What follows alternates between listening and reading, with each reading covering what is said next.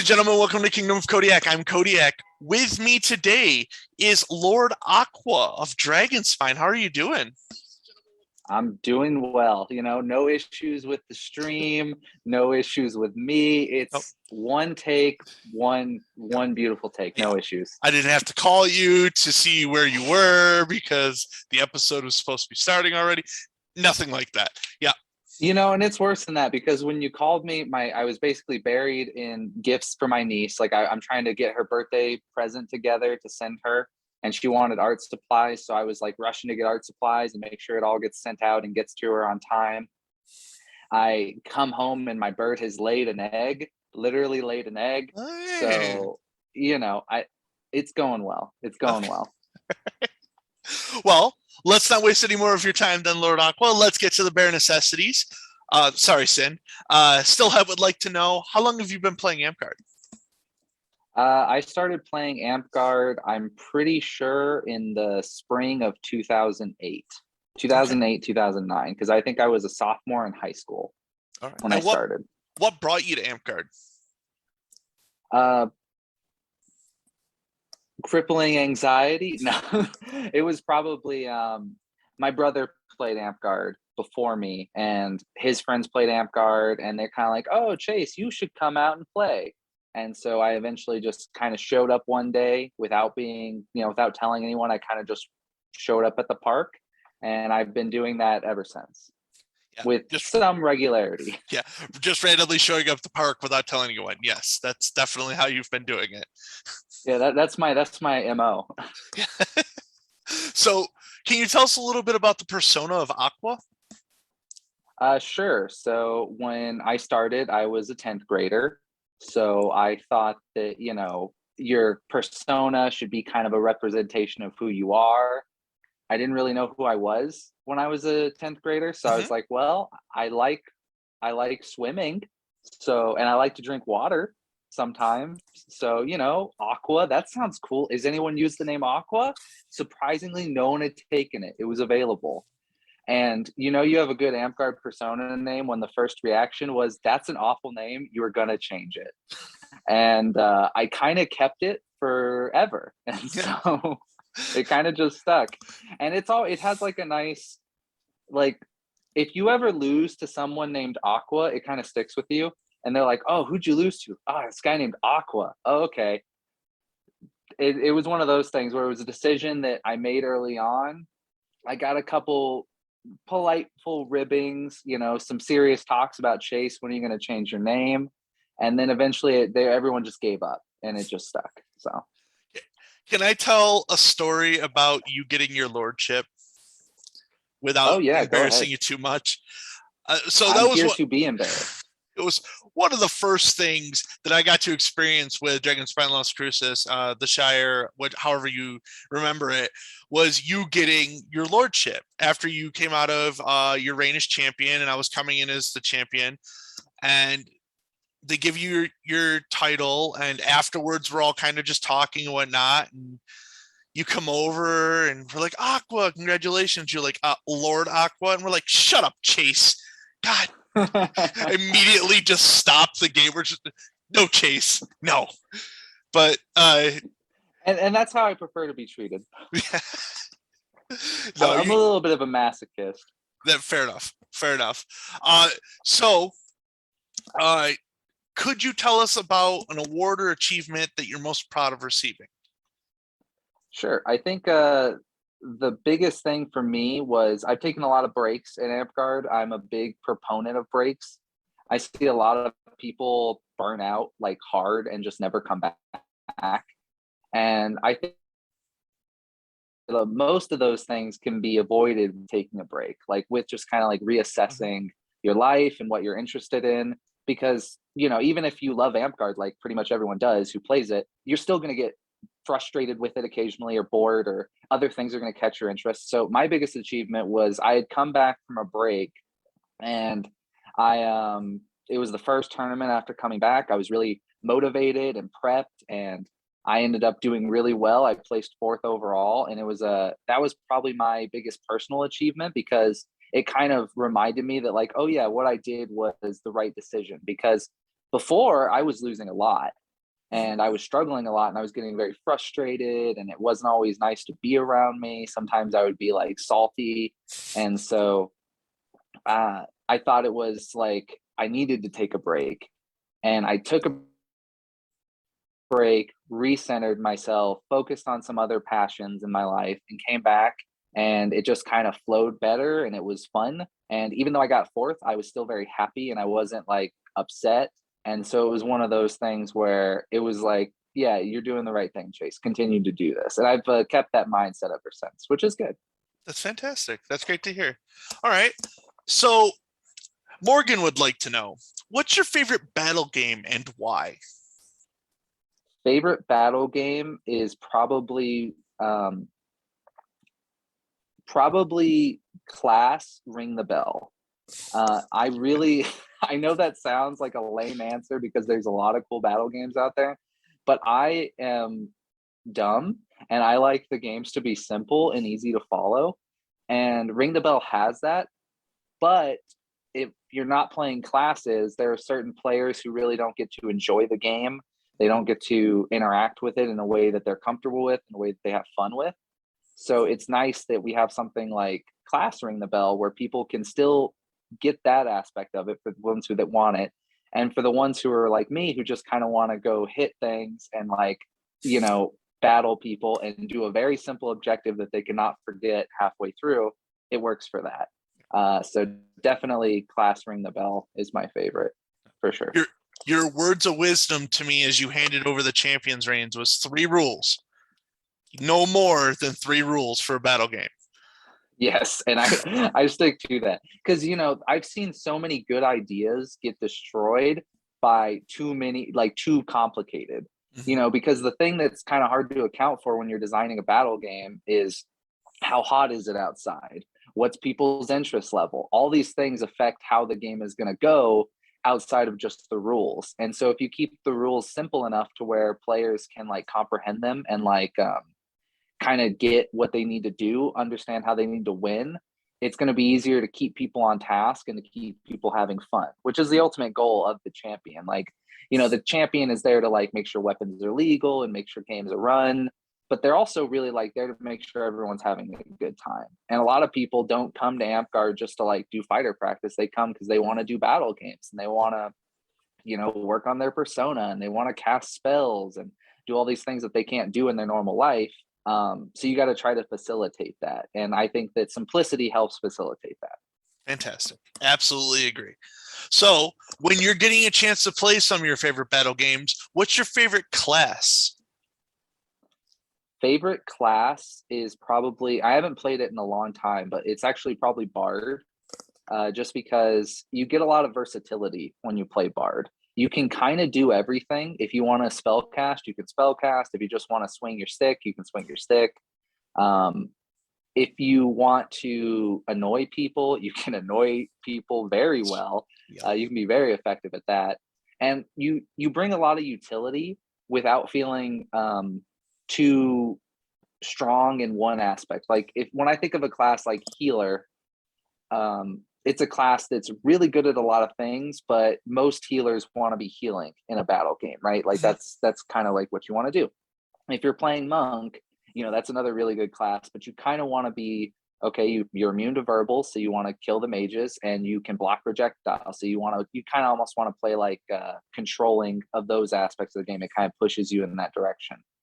With Bard, you can kind of like look at the other team and say, okay, well, I should be doing this for this specific team because I have all of these different abilities and all these different songs that I can bring in to neutralize this character or help with this part where we're weak. So you kind of get to be a toolbox for your team, which can be really fun and makes you feel really good because if your team wins and it's because you were able to affect the game in a meaningful way, you feel really good. Okay. And right now I've been leveling up Wizard, who does not feel like that.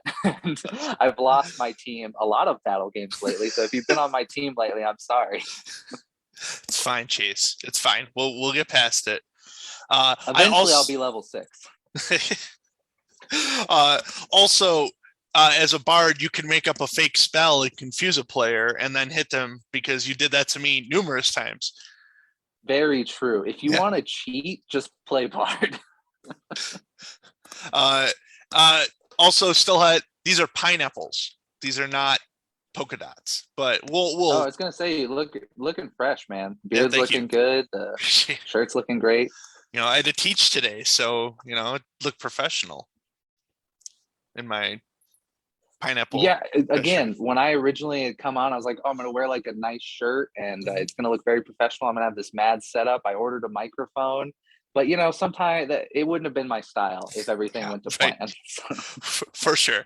All right. And then the last question to the bare necessities is from Deverick.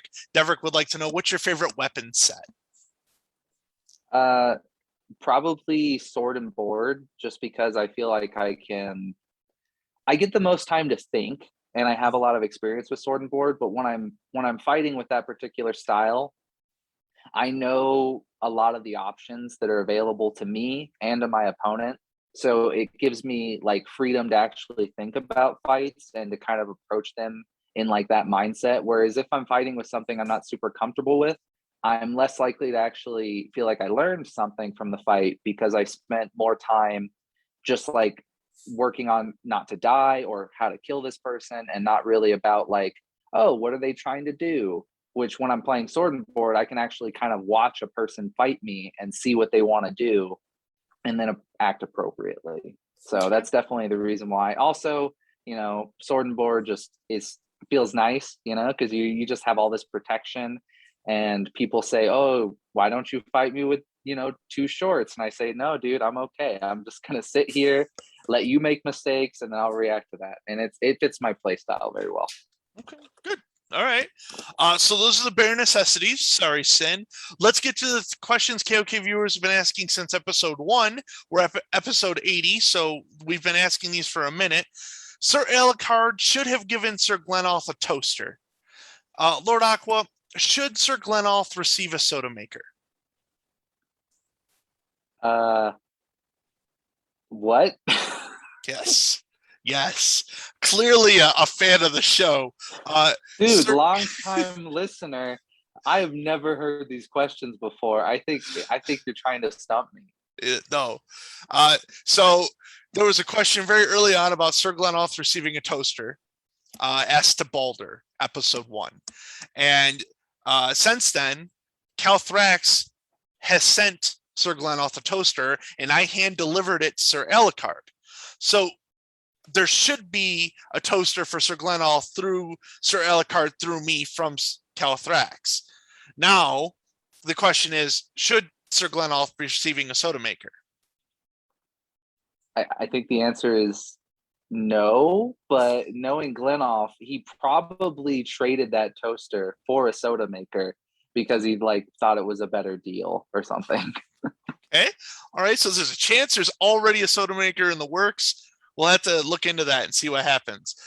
Stillhat would like to know, best bear. Uh, the New Mexico brown bear. Okay. Um, I have brown hair and technically play a bear persona, so I'm going to take the points for that one. Let's say about 922 points for anyone who's keeping track at home. Aqua, what are your thoughts on Dragonspine getting a mobile pool and or jacuzzi? We could use that. I think that would be a good investment for the kingdom. In all honesty, I've been asking this for years. Like, where does the money go? It usually just seems to go into a bank account and sit there until we need to buy something stupid, like, I don't know, something. Why don't we just use it on dumb stuff all the time, like a jacuzzi or a mobile pool that we can take to all the parks, right? Uh-huh. Like, we just set out a schedule and say, okay, June 31st, we're going to be up in Santa Fe. If you want to be at the jacuzzi party, you got to be here at noon. And, it just travels around the kingdom being dropped off. Okay. It'd be a nice investment. I mean, we could make money off of it during the week. We could rent it up to like house parties or like birthdays, bar mitzvahs, like that's a way to make money. Forget Maze, forget Ren Fair. We could just rent this thing out every No, year. and Okay. use that to fund the park. And then it's a business, right? And then you can hire me for the bookkeeping. I'm a very good bookkeeper. Uh-huh. I mean, Uh-huh. I got my times and dates perfect on everything. Like I'm never late to Never anything. late. Never late. So I think that's what we could do. And then once we've raised enough money, we could turn AmpGuard into like a professional sport that you'd find on like ESPN 10 or something, you know? And then the park would grow, right? Because we would have all this extra money and people would be watching ESPN 10 on their free time. Be like, oh, what's this? This is the AmpGuard fighting. Oh, my cousin does that. Oh, I can go down to the park, you know. It's a recruiting tool at that point. So You see what I'm saying? yeah, no, absolutely. You answered every question about the pool and jacuzzi I had. You're for it. You know how to fund it. How do you fund it initially? Redbeard's tactic initially was that we would do a Men of Amp like firefighter calendar. No. Here's what you would do. Okay. We would make it into a political campaign for city council.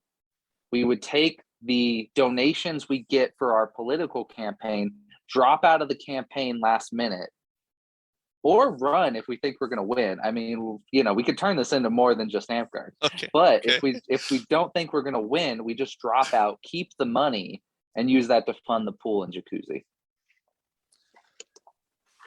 You thought about this. Maybe you are a long time watcher. Um, those are the three questions KOK viewers have been asking since episode 1. I think we got the most thorough answers of those 3 questions that we have in 80 episodes. So thank you for that, Aqua. Let's get to No your problem. questions. And let's start with one from Stillhat. What is your weirdest flex? My weirdest flex.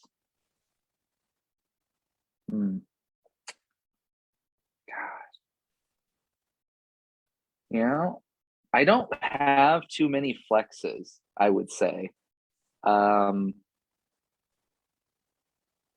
Yeah, phone a friend. Okay.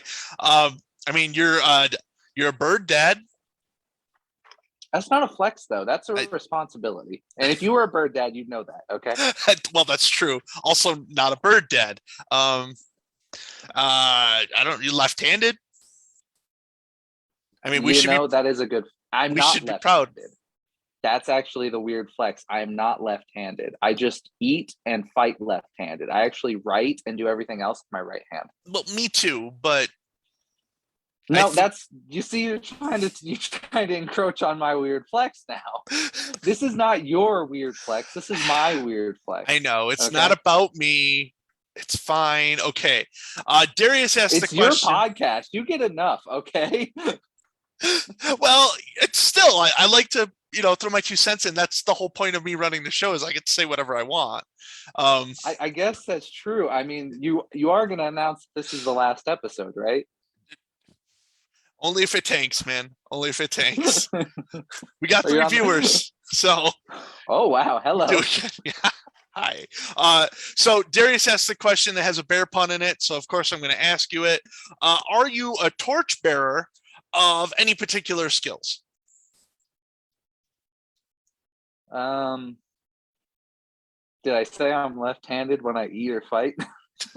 No, a torchbearer of any particular skills.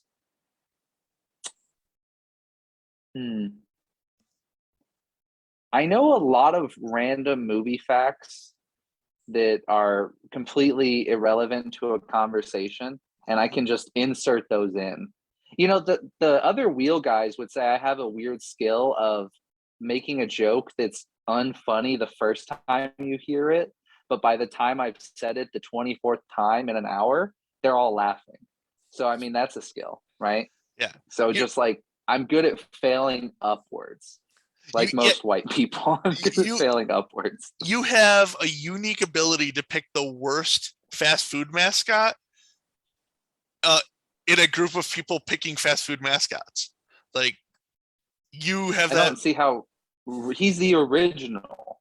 Okay, I bet for the 3 people in chat, who's the most iconic fast food mascot?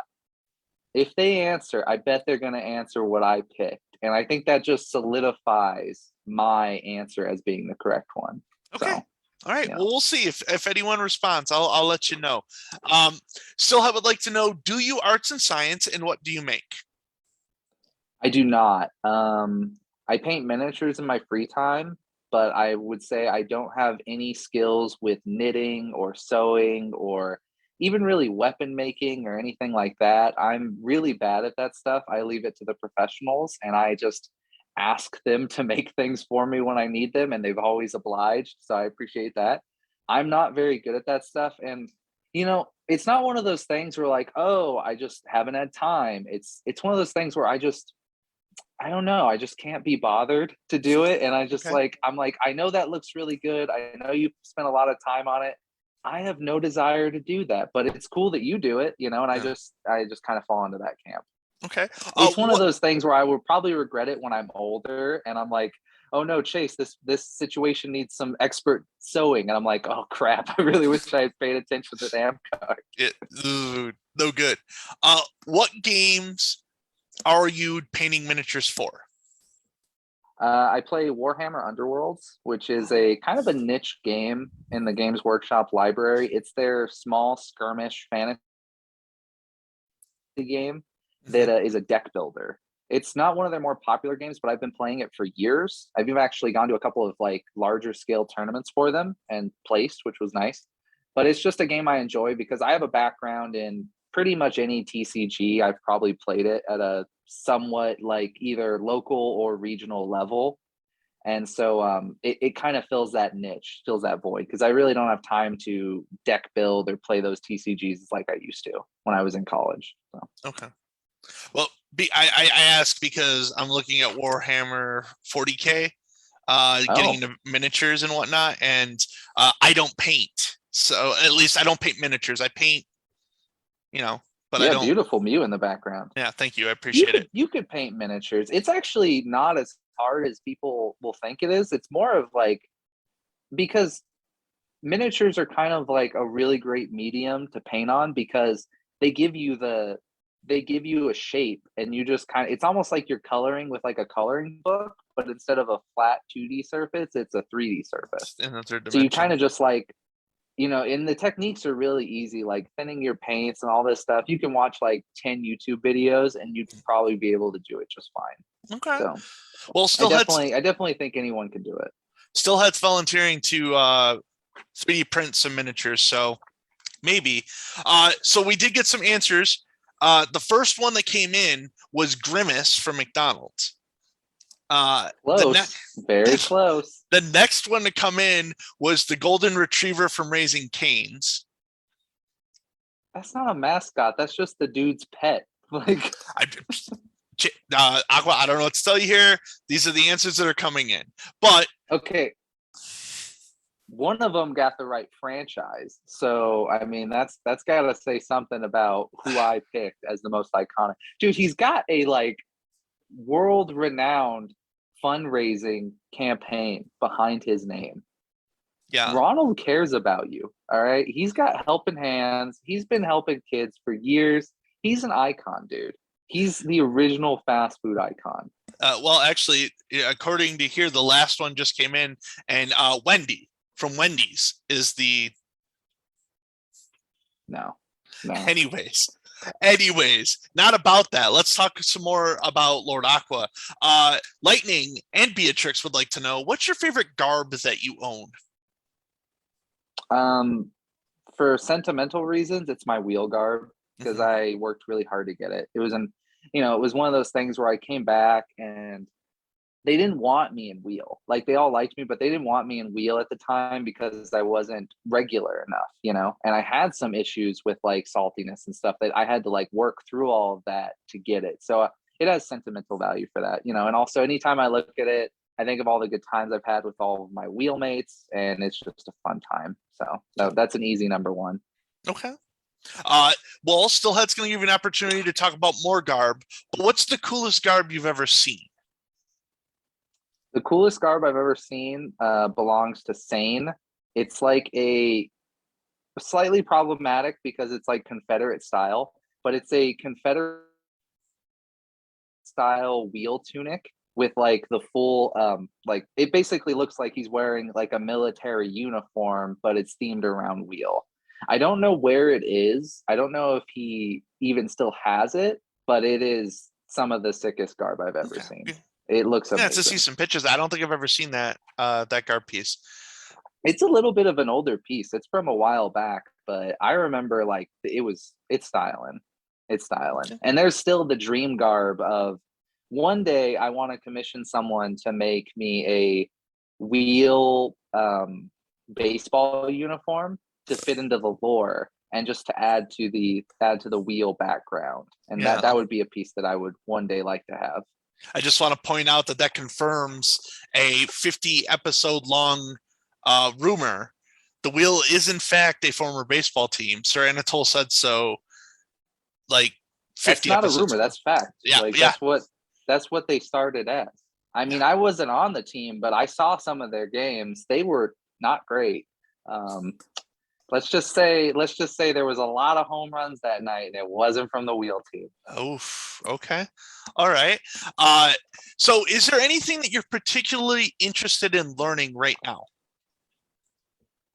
I think more than anything, I would like to learn a bit more about.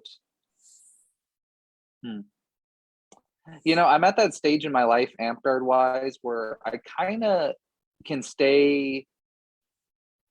I kind of stay out of like a lot of the comings and goings of all the different kingdoms. I kind of just like live in my own little bubble. Mm-hmm. And I think in the next like couple of years, I'd like to learn more about like how other parks are run, like what they've done differently than what maybe Dragonspine does, and see like how could we improve or what could we take from what other kingdoms are doing and other parks are doing to improve our own park would probably be the thing I'm most interested in. Okay. I know it's not a fighting answer, but the thing about fighting is you always just have to practice, and I feel like you learn the most when you're not really.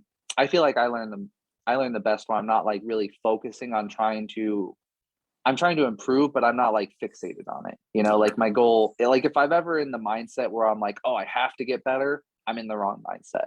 The mindset would be like, oh, I'm working to get better. And it's more of just like an acceptance of it's going to happen. You just have to practice and take your time. And it's less of a like, I'm trying to force it. Yeah. And Aqua, let's make it perfectly clear. We're not trying to pigeonhole you as a fighter. You can have whatever dreams and aspirations you want. Okay. Can I be a pilot? I mean, an amp guard pilot, maybe. First level pilot. Go That's ahead. one of my. That's if we create new classes in a later version, I would like to expand it to some non-fantasy things. Like let's have Pokemon trainer be a class. I think I could be a good level 2 or 3 Pokemon trainer, like as a side class. Store clerk, maybe. Store clerk. I could be a level 6 store clerk, dude. I got tons of history in that, man. Public servant. I'm already a level 6 public servant. If I could have those credits transfer to amp guard, man, I could be like, what's the term when you're like the top of a class or like you're like the head of a class? The Paragon? Amp guard. Paragon. I could be Paragon public servant, dude. I'm gonna put that on my door. I don't think we could take it away from you even if you wanted it at this point.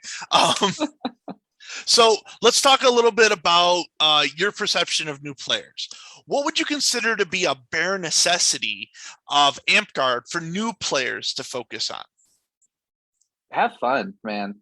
Like seriously, I see too many people come into Amp Guard way too hungry and serious right out the gate. Mm-hmm. I think that there's a great thing to be like motivated and to be driven. Like that's a good thing to be, but don't let it get in the way of having fun. I see that happen a lot, and all it leads to is you get burned out and you quit. Yeah. And that's not really conducive to growing Amp Guard, right? At the end of the day, you want these people who come by not to stick around for like a month and then never show up again. You want them to stay for years, right? Mm-hmm. Until they either move or whatever. So that's what I would say is the biggest bare necessity for new players is just have fun. And it's okay if you're not the best right out the gate. Even if you're naturally talented, you may not have the technique that you get from just repping thousands upon thousands of fights over and over again.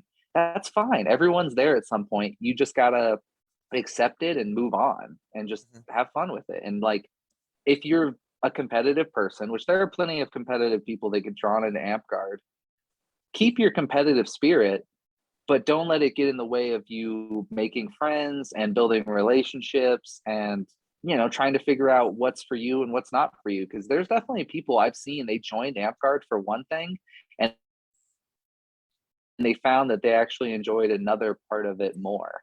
You know, some people join because they see people fighting in the park and they later find like, oh, what's ANS? Oh, that's kind of cool. So I can just meet up with people and make stuff. Well, that's, yeah, I'll take that. Or, oh, wait, so I can like kind of do this as like a community service thing and feel like I'm bettering my, like the people around me. Well, yeah, I want to do that.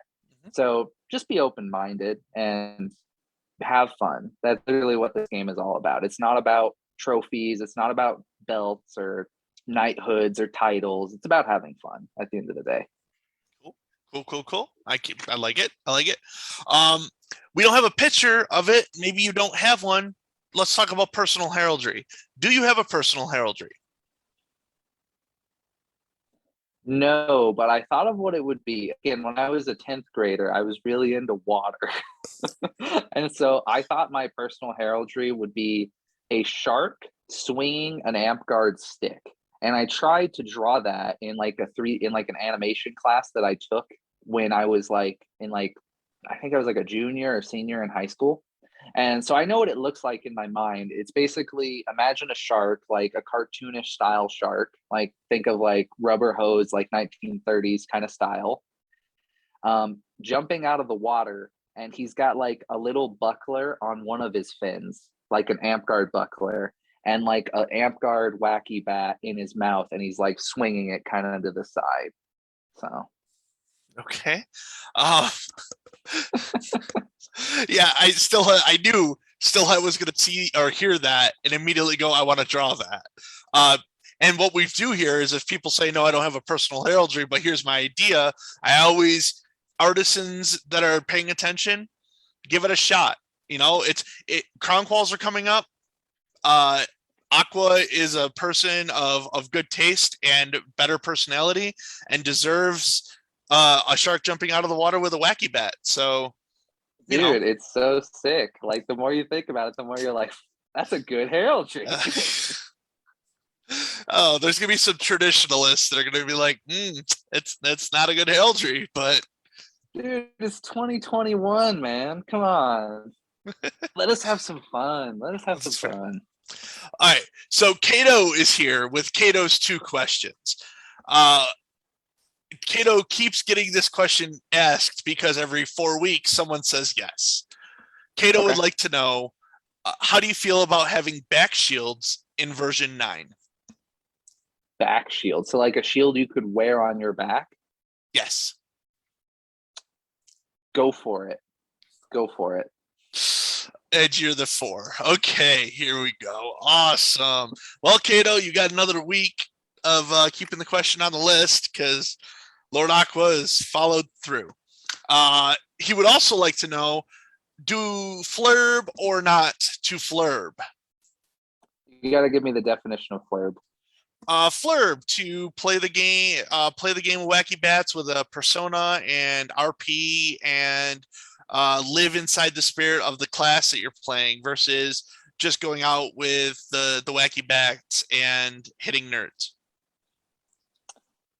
So it's not for me personally, but I definitely think I don't want to yuck anyone's yum when I'm at Amp Guard, you know. And if someone's like flurbing it up in a battle game, I'm going to kind of play into that a little bit myself because, again, there's a lot of aspects to Amp Guard. I think that's why it's like subsisted for so long, is it has different things that draw in different types of people. And hey, man, if that's how you have fun, there's nothing wrong with that. If you're not hurting anybody. Okay. All right. Well, you know, you also put back shields in here, which is, yeah, whatever. That's fine. Zana would like to know, are there any rain themes that you would like to see? Uh, yes, I would like to see like a Hayao Miyazaki style theme, mostly Okay. because I think the art out of it that we would get out of it would be pretty cool. But I think it would be I like whimsical fantasy more than I like serious fantasy. Like I prefer when things are a little bit more cuckoo bananas than when they're really super serious.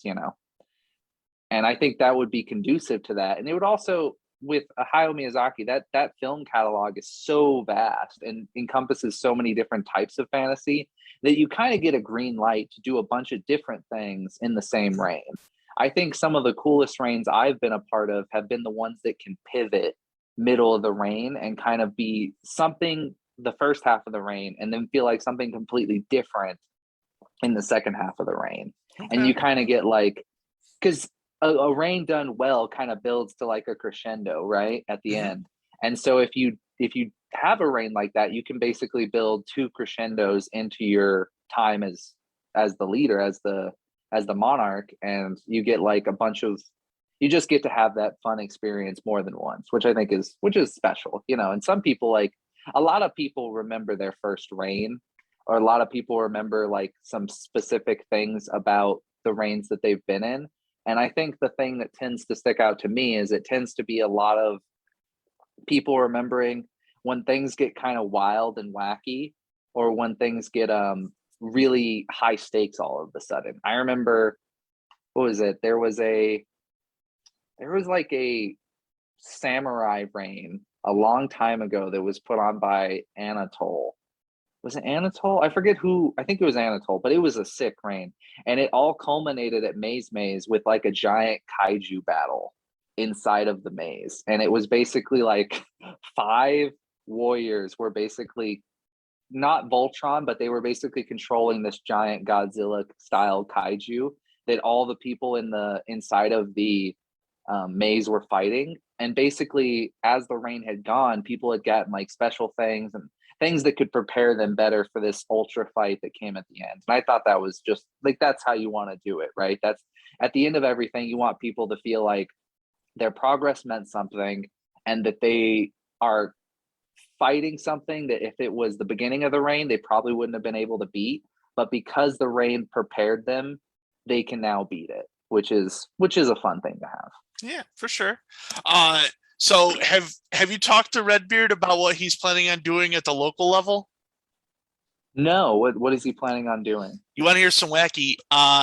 If he follows through with it, Redbeard, you're watching. I don't know if that's a confirmed or not. Ode to Sir Sane's reigns, where every couple of weeks he's gonna just change from one of Sane's reigns to the next reign, and That's you a know great idea, that's a Redbeard's full of great ideas. Um, especially since Zane's retired now, so he can't even complain. Because that's a big highlight of Sane's reigns is him complaining. So now that he's retired, he can't even complain. do you know what the problem is? Is I saw Sane at Park this last week. So, He's not coming back. all right, That was a one-time thing. yeah, back to retirement for sure. Okay. Yeah. Uh, still, I would like to know, how was your Park's most recent tournament? I think it went well. I was not able to attend. I think it was won by Dom, right? Yeah.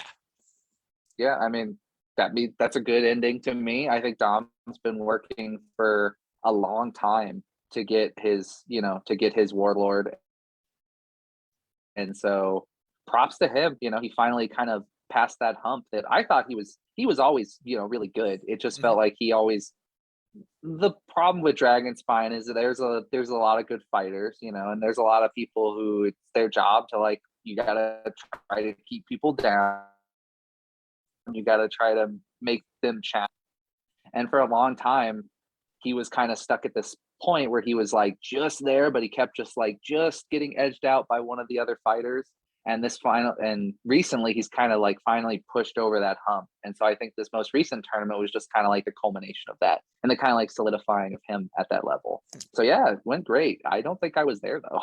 Well, no, I One of so my might be talking about the buy-in tournament at the local level and not the Oh, that mid-range thing. tournament. Yeah. That was a cluster. Pete, that was the most cheaty face tournament I've ever been in. We literally were like, Isaac and Eric kind of came in basically just trying to win the foam to pay for an order that they had to make or something. So they basically were like, you know, in like those like gambling movies where like the players are like, the only way we can get out of this is if we gamble more. So they were like, well, we're gonna put in $20 to try to win this. And then at the same time, you're like, couldn't you guys just buy the supplies you needed? It's like, no, the supplies aren't available. We have to win this tournament. And so then Devrick, I think, paid like what, $400 or something like that, and Yep. just got smoked, just got killed over and over. And it became this problem where, okay, well, Devrick has so many lives that he can never die, but it's not who's standing at the end, it's who has the most kills. So you actually don't want to pay too much because you're just going to be feeding kills to other players. If you're like me and you're like, oh no, what if I can't just be feeding this guy's kills? He's already like up 10 kills. And then midway through, everyone was starting to get a little gassed. And then Zach was like, oh, I'll pay for everybody to get 4 lives. And so we had to stay and fight more. And then in the end, I gave my lives to Eric and told him to win back my Blue Eyes White Dragon. I don't know if he did that or not, or if he failed me. I gave him all the pieces of Exodia. I slipped him into his sword, so he should have won. I don't know. But shout out to Devrick. You know, shout out to Devrick, man. That guy never quits. that guy never quits. Put that on his tombstone. Yeah. Okay, moving on. Still, I would like to know your top 5 Amp Guard events. Okay. I'll start from 5 going up. 5 is probably Clan as like an event. It's a good event. It always gets rained out. There's always something that goes wrong at Clan, which keeps it from the top echelon of events. So that's why it's number 5. But I would say overall, great event. If you've never gone to Clan, you have to go. It's kind of like an Amp Guard rite of passage, in my opinion. But there's definitely issues with it every time I go, and it just is always one of those like events that I'm happy to be there because I'm always with my friends. But at the same time, the event is always punishing me in some ways. I've had cars break down at Clan. I've had terrible things happen to my friends at Clan. I've had bad stuff happen to me at Clan. It always rains at Clan, which if you don't want the rain, which you never do because it floods out the entire event, then that's always a problem. But overall, I'd say that event's pretty fun. And number 4, I love the big tournaments that happen at Dragon's Mine in Las Cruces. Like, they don't happen all the time, but I love the events where like people come down from Albuquerque and people come sometimes from Phoenix and people come from El Paso, and everyone kind of congregates for like a mid-rain or something. And it's always just a fun time, and the fighting is really good. And some of my best fights have been at those tournaments, and some of my biggest losses and biggest wins have been at those tournaments. So definitely a really fun one. Number 3, I'm gonna not pick. There's no 3. There's no good 3, so I'm going straight to 2. 2 is gonna be Maze Maze. Maze Maze is a great event. It's very fun. It's very unique. I have never paid to go to the maze during the daytime, but I've seen it every year. And that's because of, well, every year that we've had it, because that's just a great event with a lot of fun. I wouldn't say it's the most competitive event. Something about fighting in the dark kind of just throws that out the window, but that's part of the fun. It's more of a gathering and less of like a straight event. So I love it for that. Number 1 of all time though would be Sword Night Boot Camp, Monterey Bay.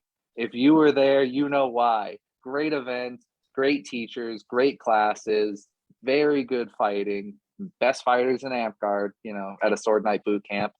And you learn so much so quickly. You basically get, you know, have you ever played a video game where you go into it and you can't beat the first boss, but then you play it and like you play it over the course of a night, and by the end of the night you feel like you could crush that first boss no problems. That's what it feels like going to one of those events for a fighter. You kind of, no matter where you're at when you arrive, you're going to leave better in some aspect, because you just get to see what everyone else is doing. You get to set aside time with people that are really good and also really good teachers. And for me, I was lucky enough to go with Kyle and Mark, and that was just fun. When we weren't like at the event, us and all the other wheel guys were hanging out. We were meeting other people. We were just having a ball. Very fun week. Also, Monterey Bay is just a nice place, you know, beachside weather, very expensive food. Very pricey hotels, but very nice place. Okay. All right. Kenjin would like to know, what does your perfect AmpGuard event look like? Okay. Perfect AmpGuard event. I get there, someone says, Chase, you don't need to pay. Come on in. And they just let me in, and I don't have to pay. No, I'm kidding. But then I pay anyway, just so the park gets more money, because I'm that nice of a guy. I go in. I'm fashionably late, 10, 15 minutes late, but everyone was waiting. They're like, Chase, we were waiting for you. Come on, let's go into the event. I'm like, I'm there, guys. People are like, hey, Chase, how you doing? How you doing? Everyone's super nice. Everyone's saying hello. Food, top notch. I'm talking Francis's baked apples. I'm talking good barbecue. I'm talking good drinks, good people, good food. It's like an Olive Garden, but you know, you're family, but you're not at an Olive Garden, okay? Then the fighting begins. It's sunset. It's 71 degrees and slightly breezy. People are in a good mood. Nobody's sloughing. Nobody's getting salty. Everyone's just there to fight and have fun. People are going back and forth. Everyone's doing a best of 10 with everyone else. It's like that kind of party. Then sun goes down. Everyone's like, whoa, it's nighttime. Lights come on. Boom. Suddenly we're inside of this big arena. They were building an arena while we were fighting. We didn't even know. Then you have to throw your weapons in the center, go back to the wall. People are cheering, and you're like, oh, what's going on? And then you let go and you go running. You pick up your weapons and you have a big free for all. And then you go to Denny's or something at, like, I don't know, midnight. I don't know. But yeah, so a perfect AmpGuard event for me is actually really simple. It's just have good food, have cool people, and basically let me fight those cool people until we all get very tired. And that would be a perfect event. Awesome. So while you were giving me that, Stillhat did a thing. You should get in touch with Stillhat. Okay. Speaking of Stillhat, she has a question for you. What's your thoughts on the non-men's tournament that got put into the Kapora during the shutdown? Well, I'm not a woman, so I will not speak for women, but I would say it was a big success. I think if the female fighters liked it, then it should be kept and should go moving forward. I'm never been one to, like, it's weird because I'm a very, like, accepting person, and I want everyone to feel welcome and everyone to feel like they have a say and that, like, they're heard and that they get what they want out of a thing. But I definitely don't want to do something that makes people uncomfortable. And the female fighters that I've talked to have liked it. And so I would say if that's that's the, you know, group consensus among all the female fighters, then yeah. But if there's like, if the majority of female fighters said no, we don't want it, then I would say, well, if they don't want it, we should get rid of it. So I'm pretty much open to it. I think it's done good. I've seen no issues with it. People I've talked to have said they really liked it. So I would say it's overall a good thing, and I would like to see it continue and expand. I mean, when I started AmpGuard, there were not many female fighters, and I think that's one of the coolest things that I've seen in my time in AmpGuard is just more women and like non-binary people are playing AmpGuard that were not when I started, and I always thought it was really weird. I thought it didn't make any sense that, like, why is this so dominated by one group of people when this is a game that everyone should be playing? That was my take on it when I first started. So the fact that that's improved by leaps and bounds, it still has a ways to go, obviously. But the fact that it's improved so much, I'm all for it. And I would like to, whatever facilitates that growing, I'm for. That's my opinion on it. That's great. Aqua, that's a great stance to have. Um, so but we're gonna deep dive into you a little bit more here. Are you excited to be back and playing in person again? Yes, I really missed Amp Guard over lockdown. I I'd say put on a little weight during lockdown. Nothing like that I was like super unhappy about, but definitely things that like, oh, man, I would like to go work out more, you know? And I couldn't go to the gym for a bunch of the lockdown. Mm-hmm. I couldn't, but I was working through the entire thing, you know? So I was in like one of those weird positions where I was like, I was kind of in the public, but not in the public. And so it felt like I was really missing a lot. And for obvious reasons, I mean, you got to do what you got to do to get over this thing, but the fact that we can play in person now, I'm very grateful for. And when they said, you know, when they told me, it was like, oh, you got to be vaccinated or you got to show proof of vaccination, it's like, dude, I'm down with it. Like whatever we got to do so we can get out here and play, I am 100% for. You can stab me 1 million times if you want, if that's what it means that I get to play Amp Card. I like that. All right. This was the most popular secondary question. What fighting companies or households are you a part of? I'm a part of no households. I'm a page to Amy. So shout outs to Amy, best knight out there. She's a boss. She'll rip your head off, but do it with a smile. She's a very nice lady. And as for fighting companies, I'm in Wheel. I've been in Wheel for a couple years now. Best group of people in the world. They're awesome. I love all of them to death. And yeah, they're just true bros through and through. Every single one of them.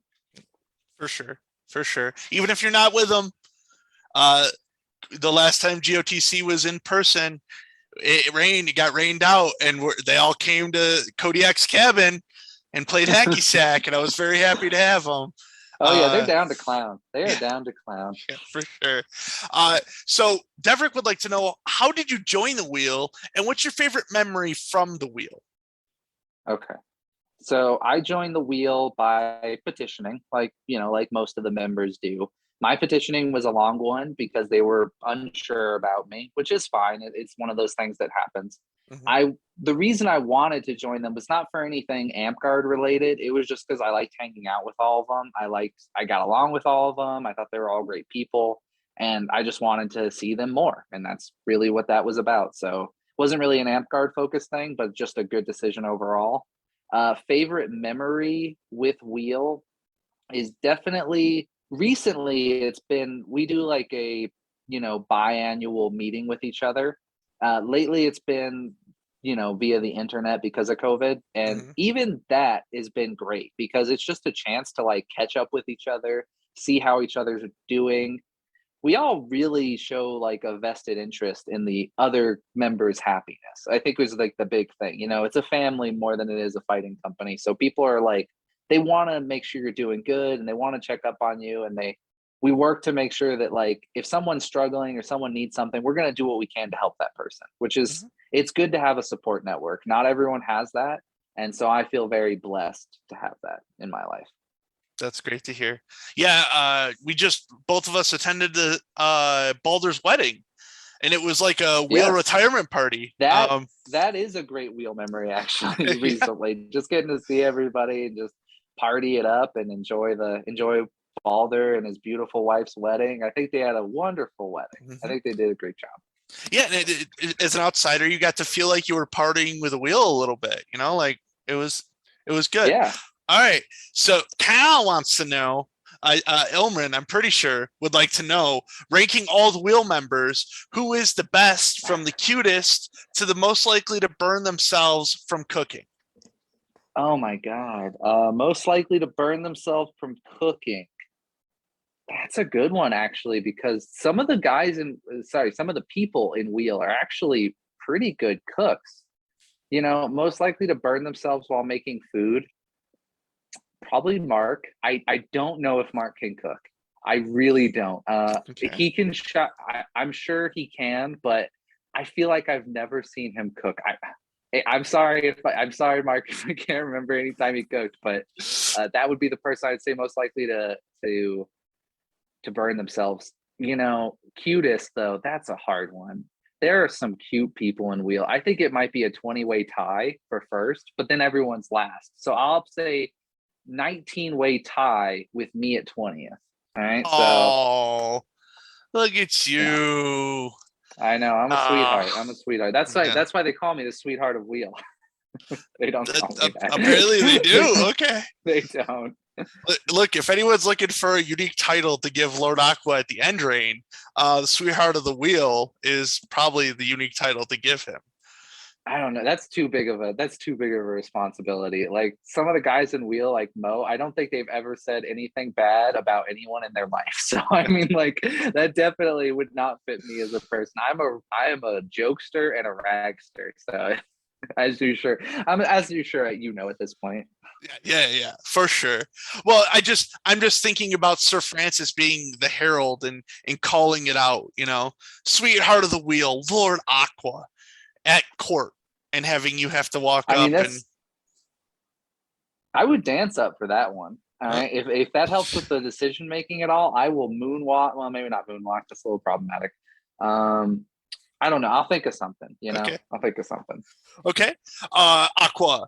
This is a question Shroud Star asked a long time ago. I like it. I want to keep it. If you could create a ladder award in Amcard that doesn't already exist, what would it be for and what would you call it? A ladder award that doesn't exist. We have a sportsmanship one. We have a fighting one. We have a volunteer one. We have a garb making one, and we have like a just general making one, right? Um, it's a hard one to do, but there's a real skill in getting people to come to AmpGuard. Everyone can bring their friend to AmpGuard, but not everyone can make their friend stay. I think there's definitely it kind of falls into like the community service award almost, but the fact that there are some people who can just generate hype and generate excitement, that feels like it's something that's a skill that some people should definitely work on, and some people just have and would immediately just get because they're just people that people want to be around, and they just bring people in. I don't know Okay. what it would be called, but life of the party and make it a ladder award. I don't know. All right. So if you could change a rule that already exists in Amcard, what would you change and why? What would I change? I'm not good at this kind of stuff. It's a rule in Amcard that currently exists, so I want to change it. I think the rules are pretty good. Okay, so here's the thing. The rules as written, I think, are pretty good. Some of the rules in like play don't necessarily, I feel like they don't necessarily always work. Mhm. Like, for example, there's some abilities like touch abilities, right? I feel like some touch abilities maybe in a more modern age should not be like a physical touch, maybe like a sword touch or something, or maybe like a little bit of distance. I don't know. It's one of those things it never bothers me, but maybe it bothers somebody. And I'm just trying to think of a good answer. So I'm just going to say 50-50. Okay. Okay. 50 So 50. limited to 50-50. Choose C, final answer. Yeah. Yes. Final answer. And you won $1 million. Okay. Oh my God. I quit. Still, I would like to know if you could name 5 up and comers in Amcard. 5 up and comers. Okay. I cannot name 5. Not because there aren't 5, but just because I'm terrible with names. Okay. Madison, definitely. Okay. I think she's come a long way, and I am very excited to fight her in person again because I've heard really good things lately, and so I think that's be something I'd really want to check out. So Madison for sure. Unknown, Brian, he's great. Dude's a great dude, and I think he's really up and coming. I don't know if you can consider guys like Dom and Nate up and coming, but those two guys just both got their warlords. I think they both deserve it, in my opinion. I think they're doing a great job. I'm gonna do one more. Okay, so That would be 5. oh really? Yeah. Math was not my strong suit. Up and comer. Up and comer. Hmm. Are you an up and comer at this point? I have my 4-year mark is January. So you 4 decide. years? Yeah, Whoa. you decide. Yes, then you, Kodiak. Yes, you are an up and Hey, comer. look I at think me. you've made great strides. I think you are like, if you were to fight the person who you were even 2 years ago, I feel like they would not win a single fight if you fought them 15 times. You know, Hmm, like that's a good way to judge yourself. I don't like to judge myself against other people. Sometimes there's value in it. Like sometimes you should compare yourself to your competition.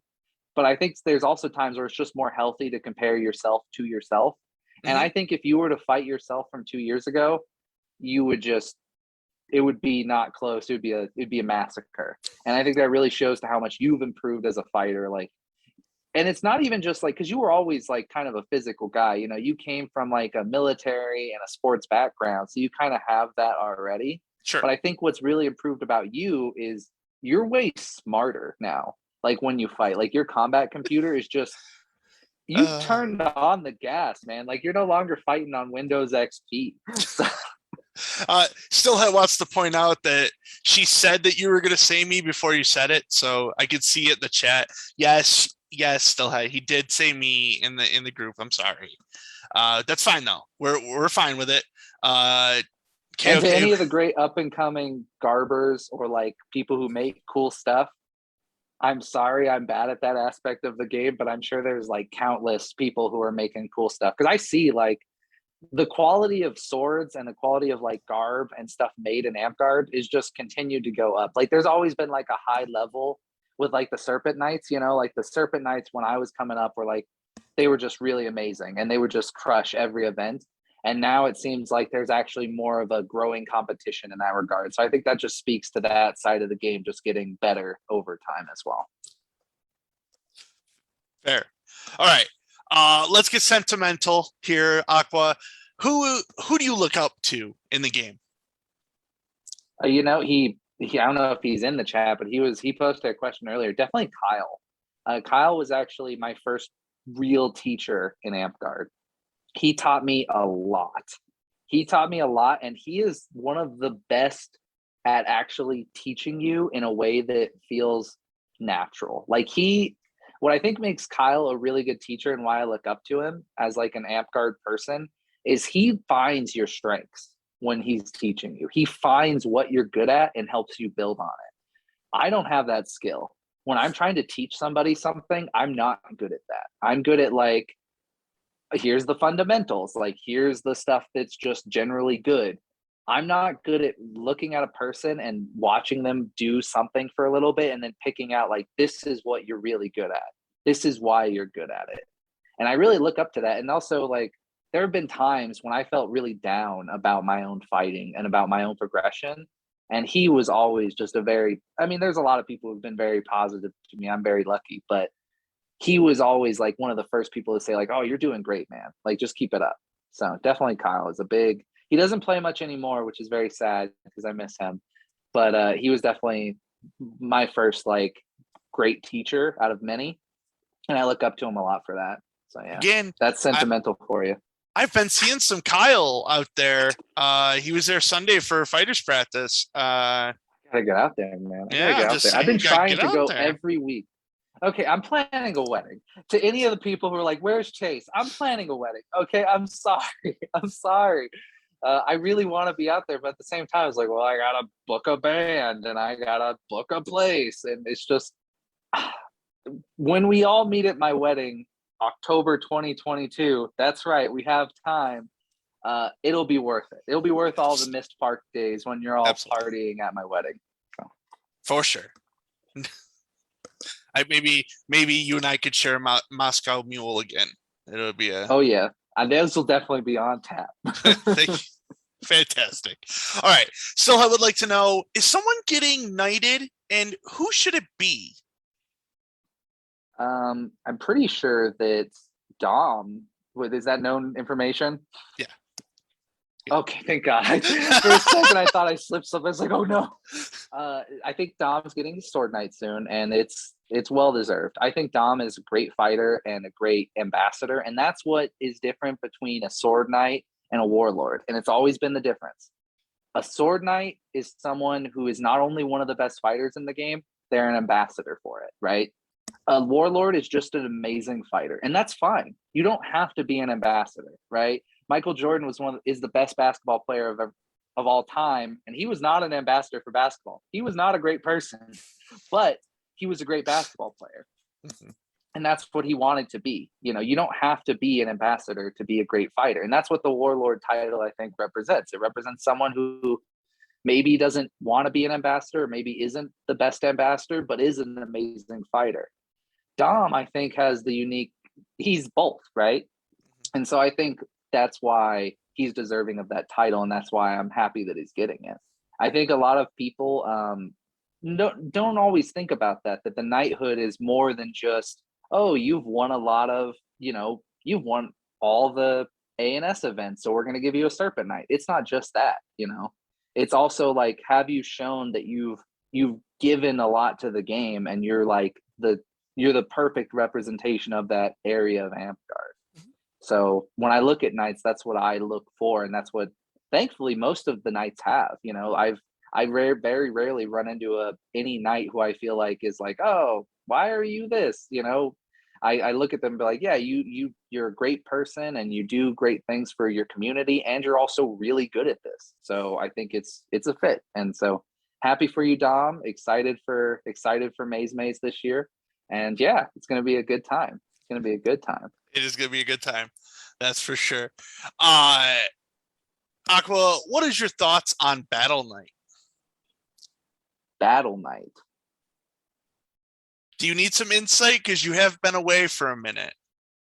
What's a Battle Knight? So during GOTC this year, the Circle of Monarchs agreed that there's going to either be a 5th belt added to the ladder awards in knighthood, or Sword Knight is going to get a second path where battle game prowess is going to be that path. They haven't decided which one it's going to be in for sure, but there's with certainty we have battle games and paragons in classes are now part of a ladder structure for knighthood. What are your thoughts? Okay. That is fine with me. I think that's a great idea, in all honesty, because there have been some amazing battle game players in my day. The first person who comes to mind is Adam, aka Puggy. He doesn't play anymore, but the dude was a goddamn wizard at Wizard and a lot of other classes. He was not a threat fighting wise, and he knew it, but he was a threat in any battle game. He would be on a battle game and sometimes just completely shift the dynamic. And there are a lot of people like that who they may not be the most athletically gifted people, or they may not be the best at like sword fighting or blocking or anything related to that part of Amtgard. But when it comes to battle game, knowing their class and optimizing their class and making their class feel unfair, there's definitely some people that come to my mind is like, yeah, that's good. And it's good that they should get rewarded for that, because again, that's an aspect of the game, right? Like at the end of the day, when you go to Amtgard, you're supposed to have a battle game every week. And that's one big portion of that day. And if you have someone who just destroys it, that's a good skill to have. I know I always feel very confident when I have someone, especially like a spellcaster type person, who just knows their class inside and out and is just going to completely warp the game around them.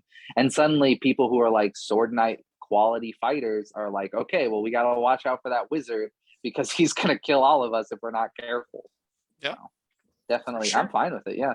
All right. I've never been one person to like limit the knighthoods. I think that the knighthoods should represent everything that Amtgard has to represent, right? So that's one part that I think would be fine. Okay. And also shout out to Puggy. Hey bud, we miss you. If you see this somehow, come visit. We miss you. Yeah. Also, dude knows Shadowrun like nobody else.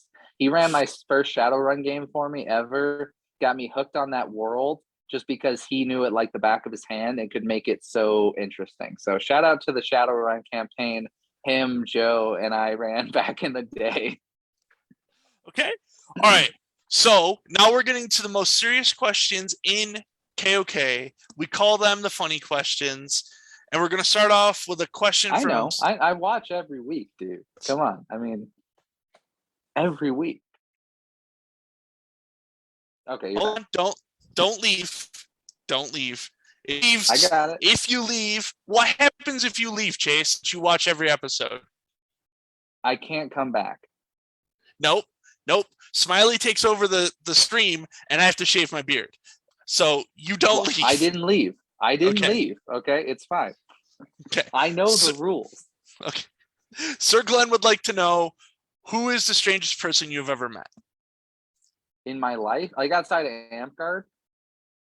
Just the strangest person you have ever met. Okay. Definitely the strangest person I ever met in my life would probably be one of my closest friends from college. His name is Stefan. He is straight up one of the smartest and weirdest guys I have ever known. Okay. I met him at a Magic the Gathering tournament, and the guy came from Phoenix, was driving a Jeep that barely ran, was a computer science major who's very, very smart, and definitely just was like the type of person who was a nerd who is trying to be the main character in like a movie. That's the only way I can describe him. He was like he was like a nerd trying to game the world around him, and it is funny to watch. He's like a min-maxer in his life. That is what he does. He min-maxes his life, and it is hilarious to watch. He will definitely be at my wedding, so you'll probably get to meet him there. And he's just an interesting person. He's always down to clown. He's always down to make a bet.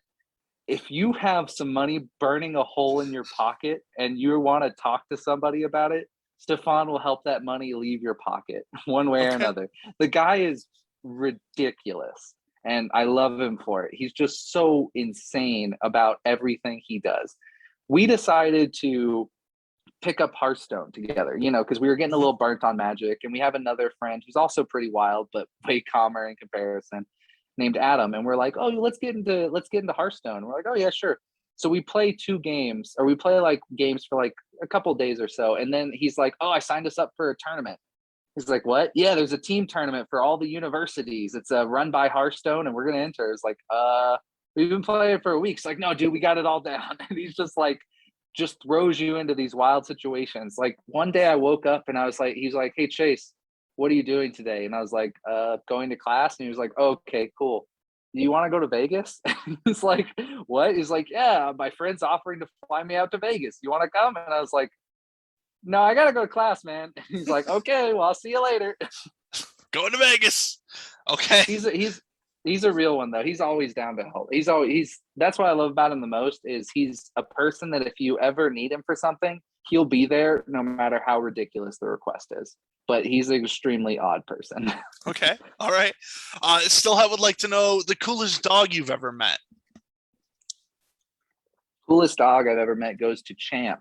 Rest in peace, Champ. He was one of my college roommates' pet corgi. That dog was so fat. He was the fattest corgi I've ever seen. But everybody loved that dog because he knew he was fat and played into it. Have you ever had a pet that like knows they're fat and that people think it's hilarious and kind of like plays into that they're that way? Well, he was that way, and he was a funny dog, and he would do some mean shit. He pissed on my garden and killed all my plants for fun, just because he could, but I couldn't be mad at him because he was just best dog 100%. Okay. All right. Aqua, what's your favorite dinosaur? Favorite dinosaur goes to the Velociraptor, because when I look into its eyes on like the Jurassic Park movies, I see my pet birds, and it's not scary. It's just very cute. That is evolution and how it works. Still, I would like to know, what's the best kind of dragon? Best kind of dragon. Ancient blue dragons. They live in the desert. They're smart as fuck. Oh, sorry, I don't know if this is a cursing available podcast, but they live in the desert. They're smart and they're evil. So I gotta love them. Okay. I don't like those good dragons. I don't like it. Give me evil dragons all day. Okay. All right. What's your favorite fictional knight? Fictional knight. Hmm. I like the Onion Knight from the Game of Thrones Yeah. series. There we go. Dude is a real bro. Dude is real chill, and he's down to clown with like pirates. He doesn't have like the knightly stature. He's like what you want your knight to be. You know, he's not so full of himself, and he's not a dick, and he mostly just wants to help the people he cares about. So the Onion Knight, that's the real knight. Okay. Uh, what's the best? Zachary would like to know what's the best fictional or non-fictional sword name? Hmm. Sting. Love that name for a sword. Love that Okay. name for a little dagger that turns blue when orcs are around.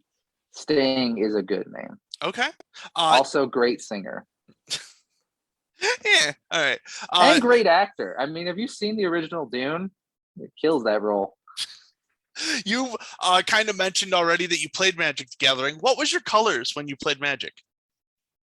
I am a so since I was a tournament player, I'd play whatever was good, you know. But the colors that speak to me the most are blue and white. I really like control colors. I Mhm. really like to do nothing and draw cards. Yeah. Like if, Yeah. I swear, if there was a game where all you did was shuffle and draw cards and play cards that drew cards, probably be like a top 10 game for me. I would probably play that game all the All the time. time. Nice. Okay. Um, a little personal question here: is Kodiak more of a Jedi or a Sith? You're a Jedi. You want to be a Sith, but you're a Jedi.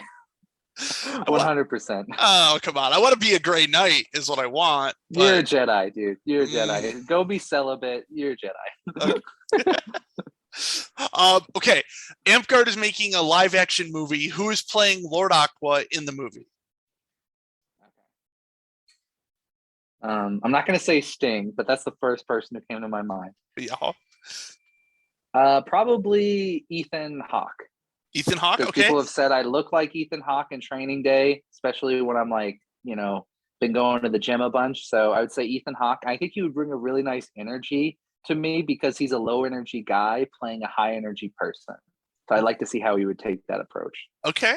And when Ethan Hawke comes out on the screen as Lord Aqua, what's the theme song that plays? Playing with the Boys by Kenny Loggins. Yeah. Yeah. That yes, it does. Yes, it does. All right. We're in a different universe now, and everyone has a superpower. What's your superpower? Oh, I used to do this with friends. Have you ever played that game where you like all pick a superpower and then like fight each other? Yeah. Yeah. Yeah. Yeah. Yeah. Mine was always I can stop, rewind, and fast forward time. Okay. All right. But Any I would not be able to move myself. Is how I decided to do it because it's too broken if I could move around while time is paused or whatever. So okay. I'm paused with it, but I can control when things pause and when they rewind and when they fast forward. So how do you unpause from a pause state if you can't move? I can't move, but I know what's going. Like I can see everything. I just can't physically Ah. act, and I Okay. can just unpause. Okay. All right. So as Uh, long as I don't get killed by like a sniper, I'm good. I'm good. okay. All right. Still would like to know what's your favorite conspiracy and what is your favorite Amtgard conspiracy? My favorite conspiracy. I try not to be a conspiratorial person, because I tend to like to exist in like a well this is what we're seeing in front of our eyes. So I'm going to take that as reality for now. My favorite conspiracy though is definitely it's definitely that it's kind of a stupid one, but I really like it. It's the freaking guy, the chess player. The Have you ever heard this one about the chess player? I don't think Okay, so. I forget his name. He's a very famous chess player.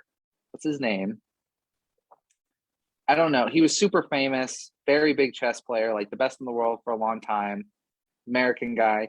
Well, there's a conspiracy theory about him that he stole a bunch of money and like crashed a plane and like disappeared because he kind of like dropped off the face of the earth for a while. And so there was this conspiracy theory that he actually like got in a bunch of trouble with like some government because of chess or something like that.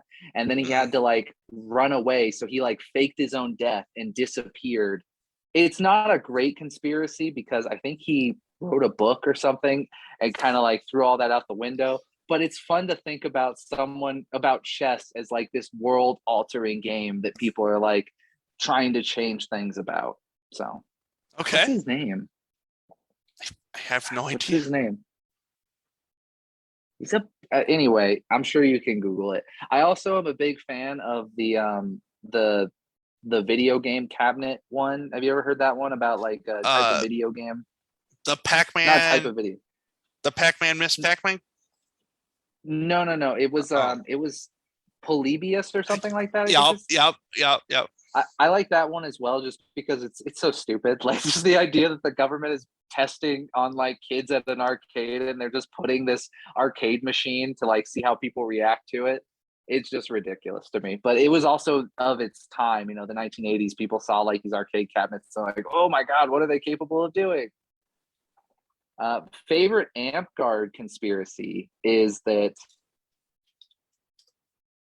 Well, my favorite amp guard conspiracy is that Ben controls a secret cabal of people behind the scenes and controls every aspect of amp guard, and that somehow Ben is like this evil supervillain that's, well, not even necessarily evil, but is just controlling everyone's decisions through like a web of people who are like in his pocket. And that, if you get called to lunch with Ben, like you have many times, he's going to like talk about how, hey, this is what we need to do, this is what you need to do, and he's just going to convince you to do these wild things. I just think it's very funny, I and it makes me laugh a lot every time I think about it. I thought you had forgotten about that conversation with MacGyver, but you clearly didn't. Um, No, MacGyver's great. She should have been, she replaces you on my up and comers list. there you go. You'll be happy to know that I'm no longer on Aqua's up and comers list. MacGyver is, which that makes a lot of sense. I'm here for it. Uh, Lightning would like to know: would you rather adopt 100 duck-sized horses or one horse-sized duck? Dude, one horse-sized duck. Okay. Ducks are so much better than horses. That's not even a question. Okay. Like, Well, Stillhead wants to know: would you rather fight a duck-sized horse or a horse-sized duck?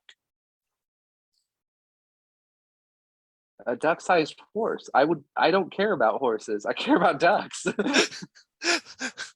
If I'm forced to fight one, I want to fight the one I care less about. Okay. This could be a tough question for you to answer, Chase. I understand.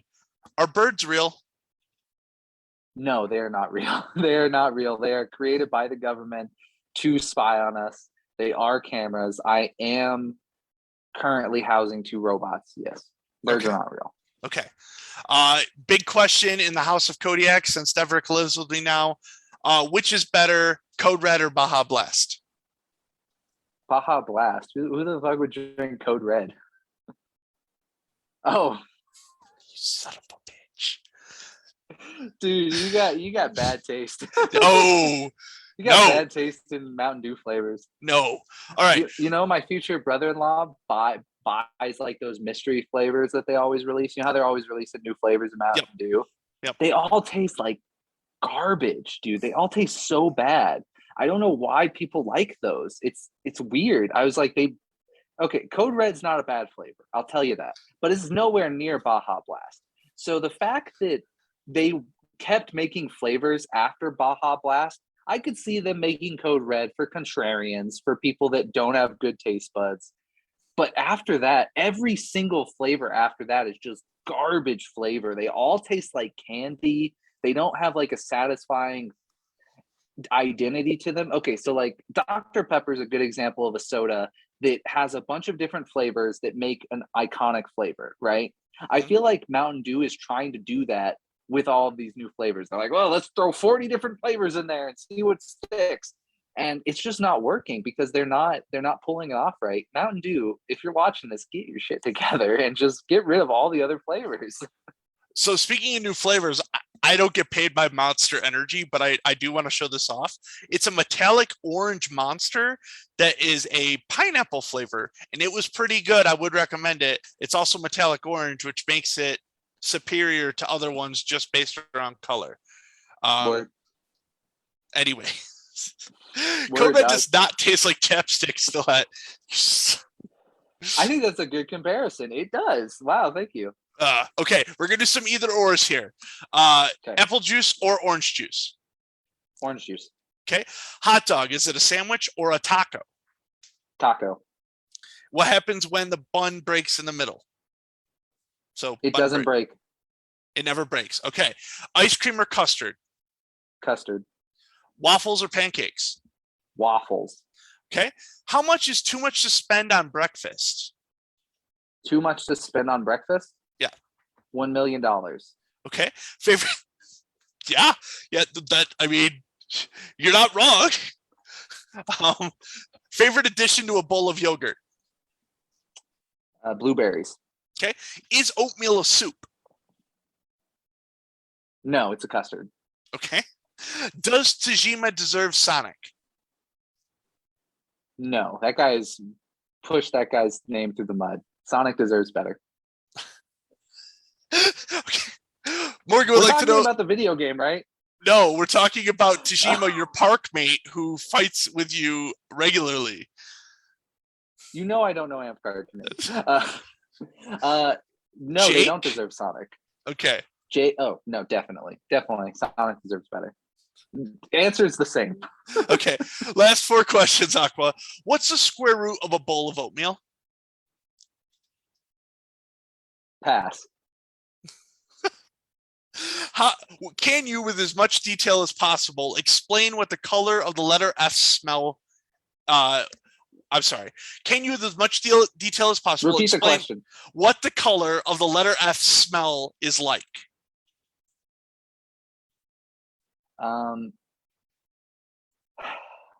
Okay. Have you ever played Pokemon Silver and you get to the 8th gym badge and you're like, whoa, that's awesome. I'm gonna go fight the Elite Four. And then you fight the Elite Four, and then the game says, oh, by the way, we put the entire first game in here as well. That's what it smells like. Oh, okay. All right. Last 2 questions. If you could meet anyone in history, who would it be and why? Is it Freddie Mercury? It's not Freddie Mercury. If I could meet anyone in history, I would probably want to meet Malcolm X. That would probably be my pick. Okay. I Last think question. the dude got a raw deal. No. Yes, absolutely. Last question. Let me catch my breath.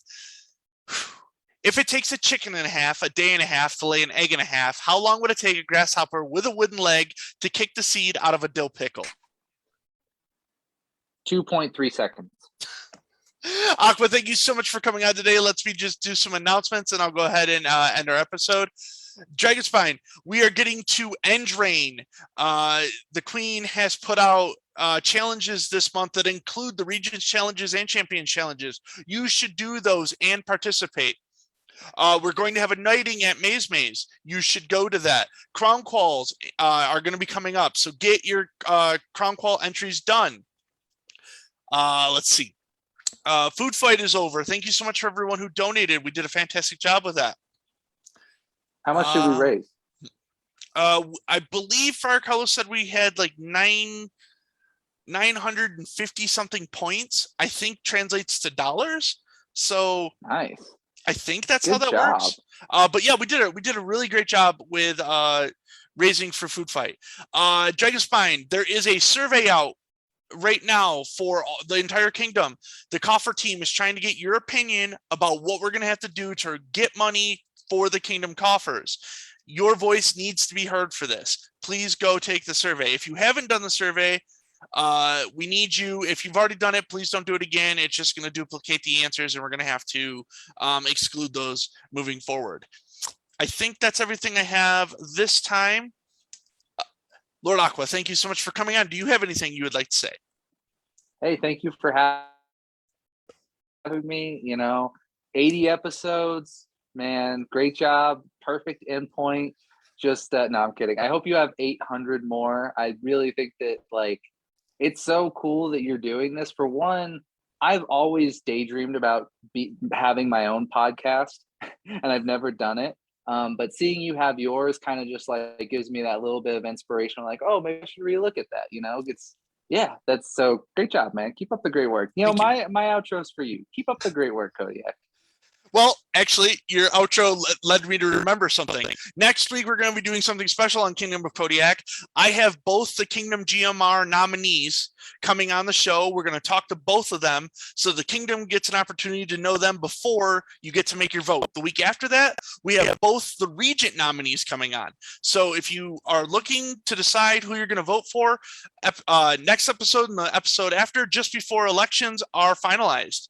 But until then, this has been Kingdom of Kodiak, and I'm Kodiak.